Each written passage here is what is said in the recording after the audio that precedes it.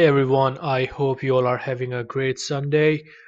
So today is a very special tutorial. I'm gonna show you how to design a hardstyle slash big room kick drum.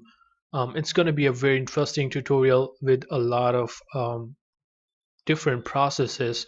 So to break it down, I'm gonna use three steps to create the sound. In step one, we're gonna create the attack part of the kick drum. In the second step, we're gonna create the base part, the overall body, and in the third step, we're gonna glue them together and do some post processing. Right, so let's get started with the design process. We're gonna go ahead and create the step one to design a attack of the kick drum, and I'm gonna use the Harmor for that because Harmor, in my view, is the only plugin which has an absolute control over the harmonics. Right, so we're going to need a sine wave for the kick drum. So I'm going to go ahead and create a sine wave here. I will engage two harmonics, right? So I'm engaging two harmonics here. You can see that in this window right here. You can use any plugin to create the attack part. If you have the Kick 2 plugin, you can use that or any other standard kick plugin. I'm just showing you how to create the kick in a different way, to add more information to the video. So anyway, I have engaged the sine wave here. Now we're going to drop the pitch to about 3 or maybe 4 octave. Right, so we have that punch of the kick sample, and I will also create a very short volume envelope here.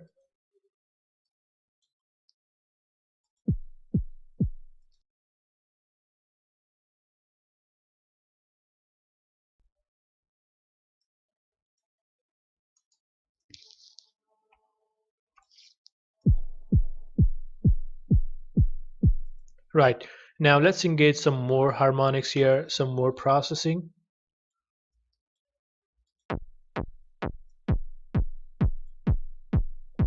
Just adding a little bit of distortion kind of thing and some inharmonic frequencies as well, but I will shut it down as we proceed to the tail of the kick drum.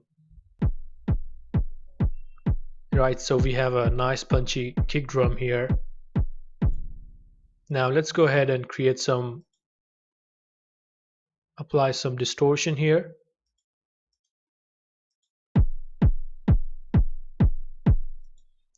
A compression.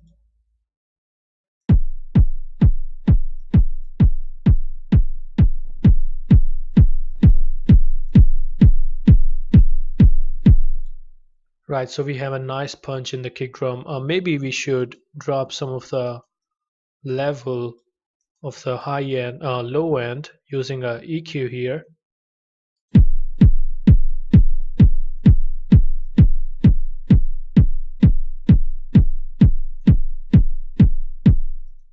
Right, so this is the kick drum. Now let's do some processing on it to make it more punchy, more controlled.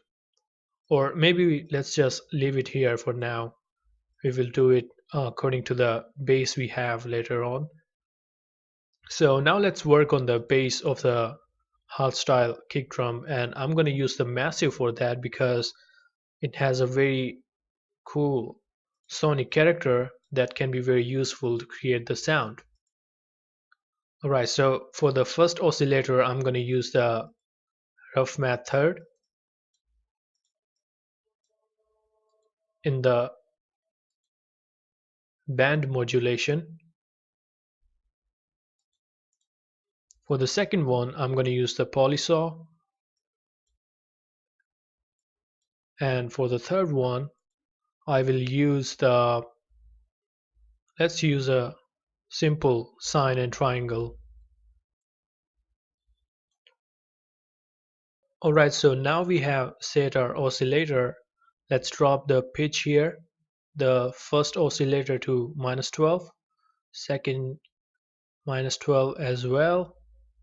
And in the third one, let's drop it to the sub area because we have a sine or triangle here. I will also drop the pitch here by 1 octave.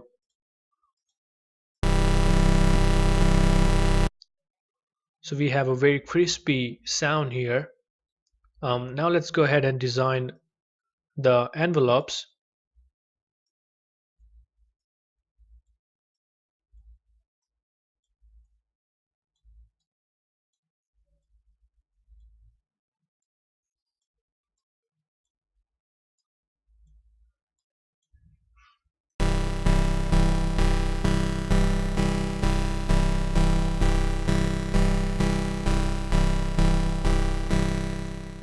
Alright, so now that we have set up our basic sound for the baseline, let's work on the filters and the effects and all that modulation as well. So the first oscillator, let's send it to the second filter, the second one to the second as well, and the third oscillator to the first filter. Now in the first filter here, first let's engage both the filter equal mixdown and the complete parallel configuration here. And in the first filter, we're going to use the daft with little bit of resonance and cut off around here. And in the second one, we're going to use the scream, little bit of resonance and cut off around here.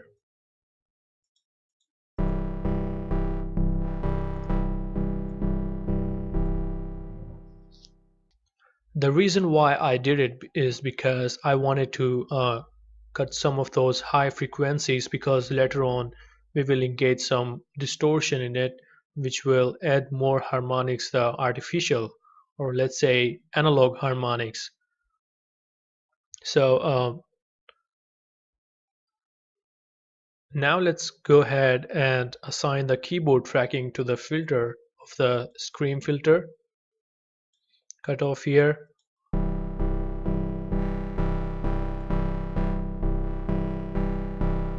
So we have a more open sound. And now let's come to the routing here. And okay, so the routing is fine. In the default section, sometimes you have the insert here, so you have to change it to the second filter, because in the first filter here we're going to use the bit crush, and in the second filter we're going to use the simple delay. Try to wait so you have a nice wide image. Now let's come to the voicing and increase the unison, a little bit of pain position.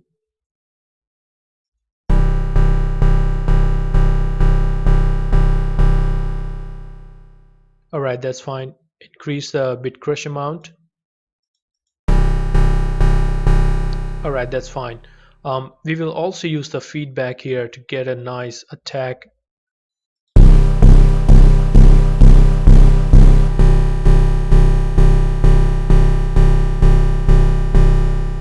Right, so you have an extra punch in the bass, and in the noise section we will use the tap to get a nice character.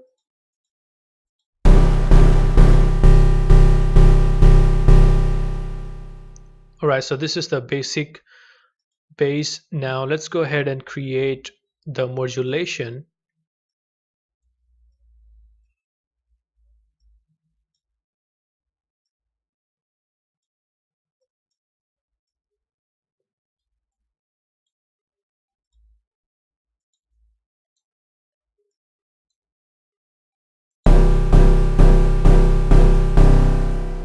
Alright, so now we have our bass sound. We just have to engage a little bit of let's apply the classic tube here and a small reverb here.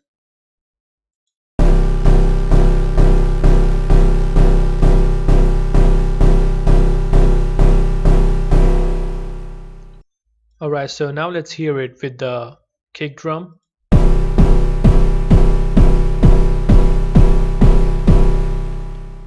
Okay, so the basic configuration is good. We have to mix it though. So I'm gonna go ahead, rename both of them.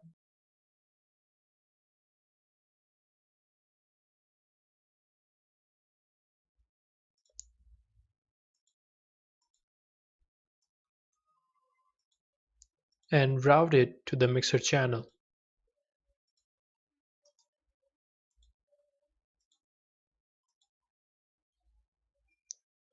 Now let's go ahead and process them one by one.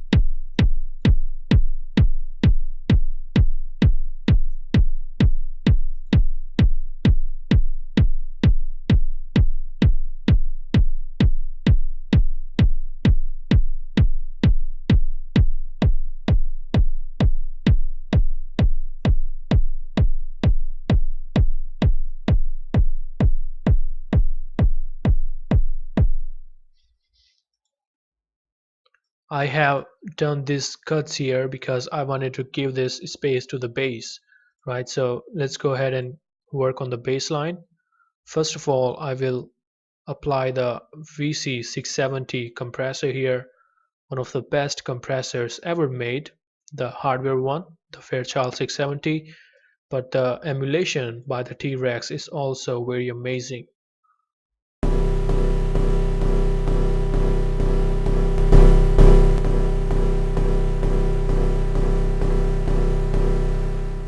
Right, one more thing, I wanted to create the automation because I want to turn off the bass as the second kick comes in.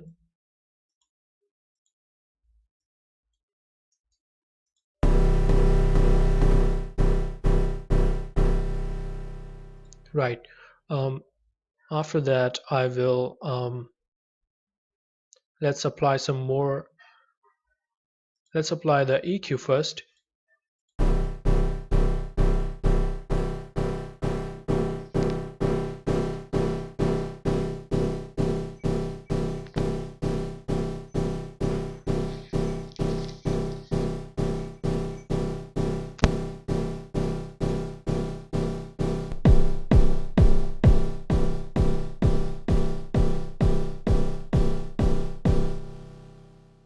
Now let's send both these channels to a bus where we can glue them together.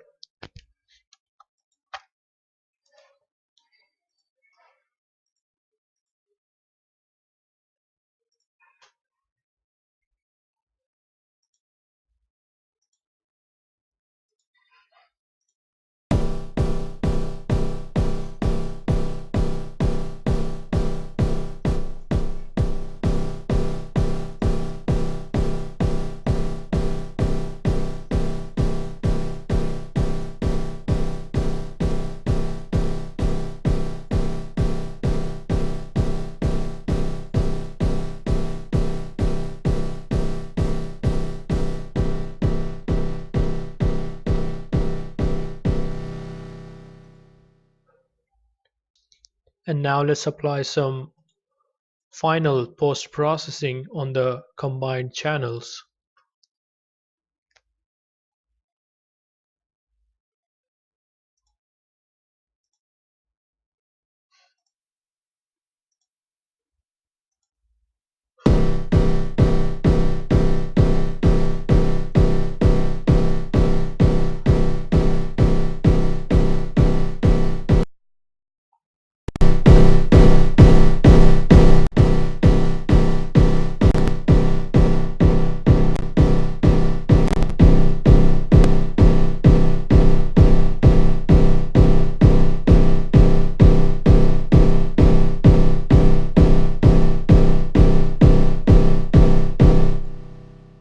This plugin right here, the T-Rack 1, is an outstanding mastering processor. I apply it every time on the bus to get a nice punch sound because I can control every aspect of the sound using these macro controls.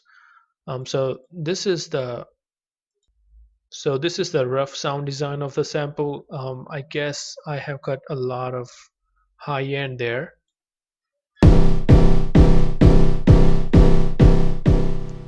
You can still improve it, especially on the high end. That's too much information going on out there. But I wanted to create a short tutorial. This is a general idea.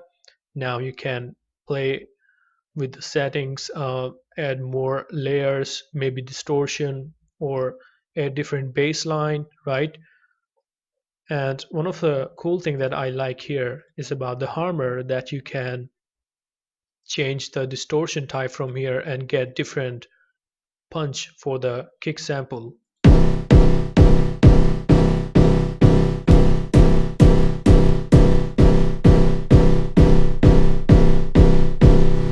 You can also change the compression type and change the properties of the band. You can always add subharmonics to get a very good low end.